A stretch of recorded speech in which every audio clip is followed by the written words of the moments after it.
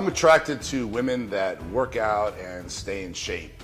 And ever since I was a kid, I've been in the gym working out. And so I have to admit, I've actually am quite shallow of a person, which is not a good thing. But I am definitely into being with someone that visually, you know, is looks great.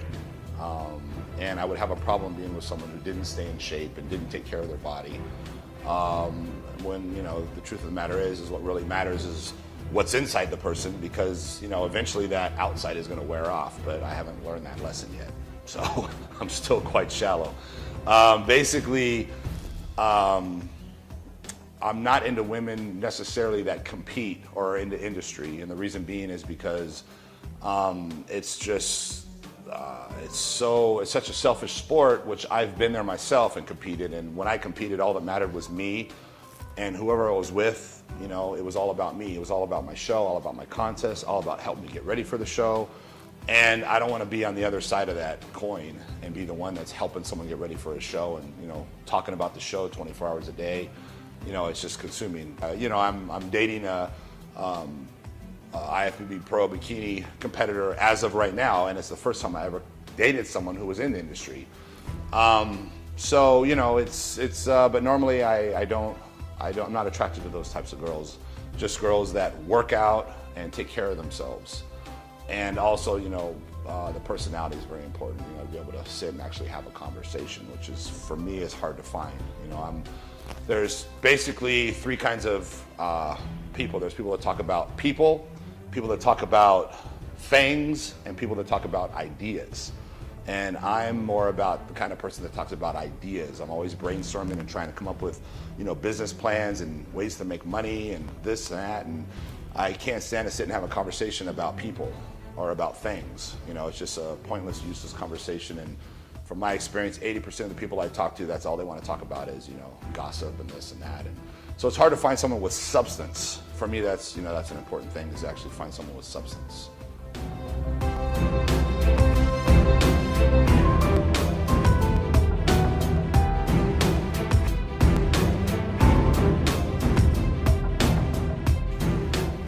My mom was a competitive bodybuilder, and I was going to the gym when I was like 5 or 6 years old, just watching, observing, and seeing what was going on. And at the time, the He-Man dolls were out, you know, little He-Man muscle dolls, and I had every one of them, and I loved them. And I would just obsessively just couldn't believe the muscles on these guys. And so as a kid, when I was brought into the gym with my mom, I actually saw these huge guys in person. And I was like, oh my God, like, the dolls are real people, which, you know, I had no idea. I'd never seen a person really look like that. To me, it was just all cartoons and fictional. And basically, I would sit and watch these guys in the gym work out and interact. And, you know, I have to say, I did notice that, you know, back in those days, the women did seem to flock towards the bigger guys in the gym. And, you know, as a kid, I happened to notice that. So I have to say, yeah, I mean, that probably is part of the reason why I got involved in it. But once I became competitive and I really was involved, it had nothing to do with women.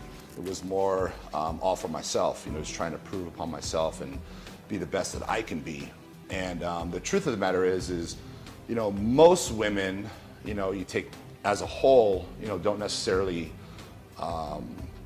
like huge, massive bodybuilders. You know, they're more into the men's physique, or, you know, Brad Pitt, or, you know, more just a leaner, athletic body. So when you get to the stage that I'm at, you know, 280 pounds, 290 pounds, you know, the general public isn't really necessarily attracted to that. So it kind of defeats the purpose if you're doing it to get women. You know, that's not going to work. You need to be about 200 pounds and be shredded, and you're going to have better, you know, better possibilities. But basically, you know, you have the people that are into bodybuilding and that are into the sport in the industry that basically, you know, obviously like muscles, so they're gonna go for the bigger guy and, you know, the more ripped guy, and, you know, the guy that is doing the best, looks the best. So you have kind of that group. All right. Thank you. For sure. What's your name? Kim. Kim, Rich, nice to meet you. All right. How you doing? Your big bicep over there? All right, let's do that. I'm gonna flex over here. Oh, he's over here, huh? The answer to that is yes. I get misjudged all the time. My size, my mass, my tattoos, you know, people assume I'm this. And the truth of the matter is, let it be known, probably shouldn't be saying this, but the truth of the matter is I'm the opposite. Of whatever you look and you see, I'm the opposite. You know, I never judge a book by its cover. But I've always seemed to attract the wrong kind of women. And that's because of visually they see me and they assume I'm, you know, this edgy, you know, asshole, or, you know, someone who is gonna pull their hair and slap them around in the bedroom. And I'm actually the opposite. I'm more of a, you know, affectionate and cuddle and, you know, a good guy, so to speak. And so definitely this physique and my tattoos and everything about me definitely attracts the wrong kind of people.